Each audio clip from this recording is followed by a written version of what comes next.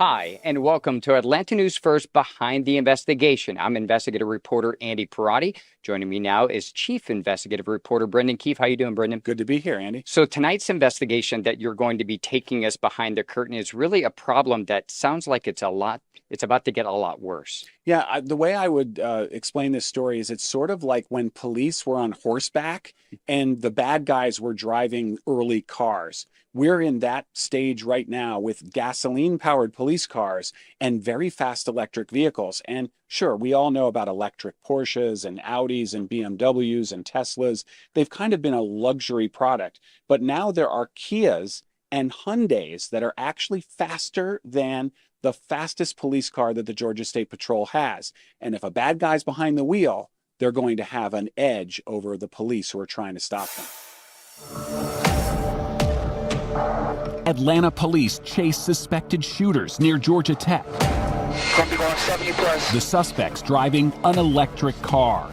That's negative. Continuing over McDaniel. The Tesla quickly outruns the gas-powered police cars, disappearing into the 21st century. If not for the police helicopter and impact with another car, You just gain control. We gain control.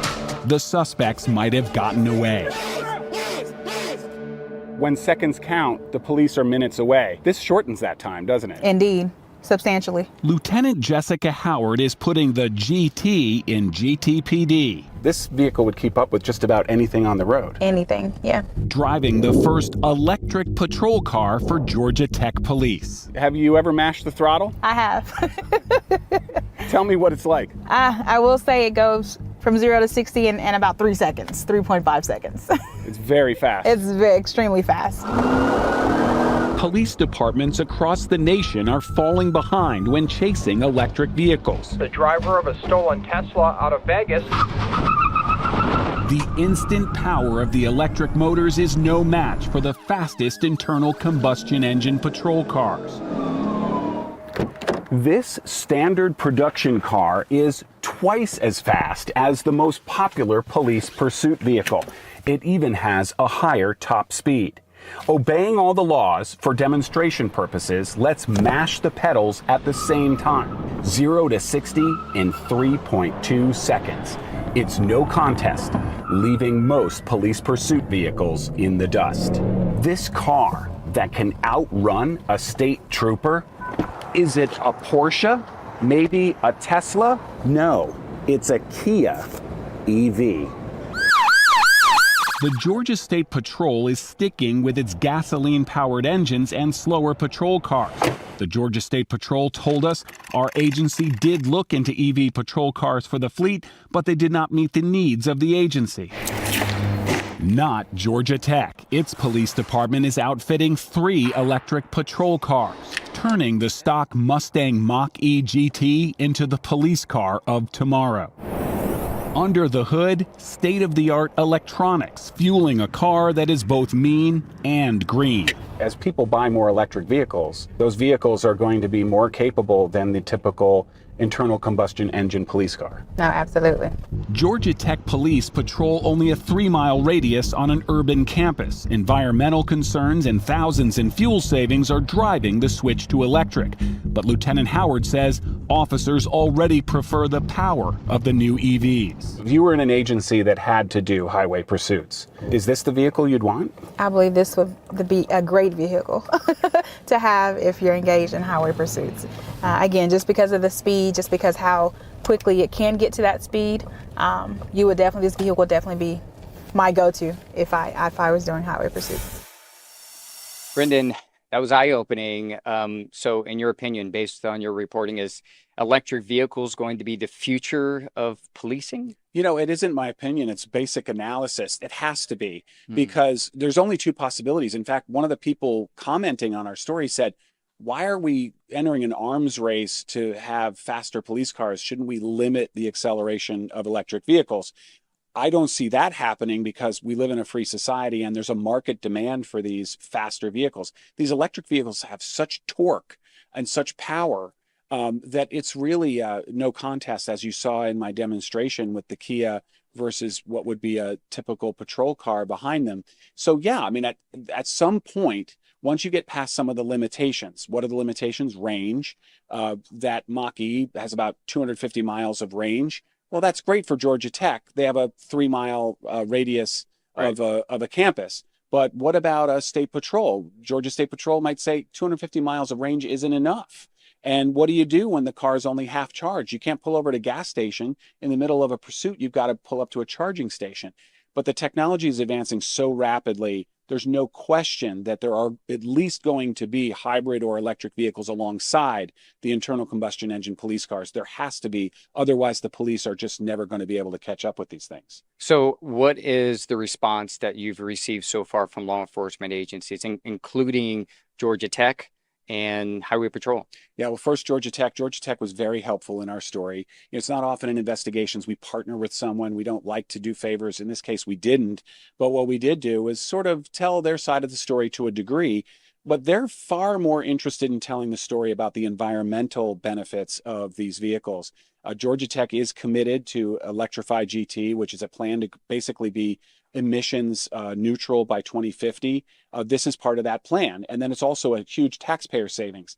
But when you get an officer behind the wheel, you can't help but to see there's a little smile on their face when they're driving. Oh this yeah, EV. she was smiling. I mean, sure. this you touch the pedal, and all you have to do is think accelerate, and these cars accelerate. When you get out of an EV and back into, in this case, this lieutenant has an Explorer. She said she mashes the pedal in that, and she just waits what feels like 30 seconds for the car to catch up with her thinking. So that's Georgia Tech. They're really interested in the sustainability, and for absolutely no question. Georgia State Patrol, and this is interesting little behind the investigation. Yeah. Georgia State Patrol had initially agreed in writing to do a demo with us at the Georgia Public Safety Training Center. I remember you talking about that. Yeah, we had set it up. It was basically all set up. It was just a matter of which day we were going to shoot at the track at the Georgia Public Safety Training Center. Gypstick, as they call it, was cooperating in part because Georgia State Patrol had already agreed to do this. But once certain people within the Georgia State Patrol learned that this had already been approved and that I, as an investigative reporter, was going to be involved based on my previous investigations, I can only assume, they pulled out. And then Gypstick just frankly stopped talking to me about it. There clearly was a concern. I can't get into their heads, but there clearly was a concern that this wasn't going to make the Georgia State Patrol look good if we were demoing how a Kia could outrun them, even with a trained officer behind the wheel. And so they pulled out of the whole thing, and they just gave us a statement saying we have no interest in electric vehicles, essentially. Well, that sort of segues into my next question. Are you getting any pushback at all from sort of showing, hey, here's how criminals can outrun police officers, including Georgia Highway Patrol? Are you getting any pushback? Of course. I mean, look, already people have commented on this story saying, why are you showing people how to get away with these things? Also, some people have brought up the so-called Kia boys, which is, the carjacking, not really carjacking, burglary, if you will, or auto theft using these USB thumb drives. Those do not apply to the Kia or Hyundai electric vehicles. These are all newer vehicles that that aren't susceptible to that kind of theft. So that's the first thing. The second thing is, you don't need a news station to tell you how capable these electric vehicles are. Anybody who owns one of these at a stoplight, you've seen them. They'll pull up next to a normally aspirated internal combustion Porsche, and a Tesla Model 3 will blow the doors off of a Porsche. And these are orders of magnitude increases in performance. And even around the corners, I mean, these are lower center of gravity vehicles. You did an investigation showing the problem with Teslas with normal guardrails because there's such a low center of gravity with those battery packs. But that does actually prevent rollover. Also makes the vehicle far more heavy. So they really are apples and oranges in comparing them. But imagine one of the oranges is 10 times faster than the apple.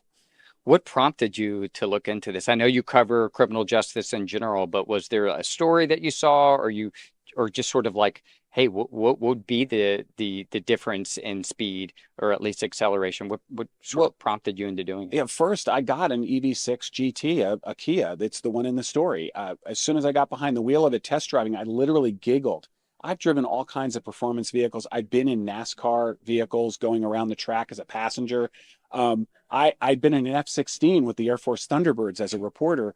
pulling 9Gs. I have not felt anything like the acceleration that I felt in this Kia. So you own one of these? I own the Oh, Kia EV6 okay. GT in the story. I'll file it with my expense report. It probably won't get approved, but I can't put in the gas bill because there is none.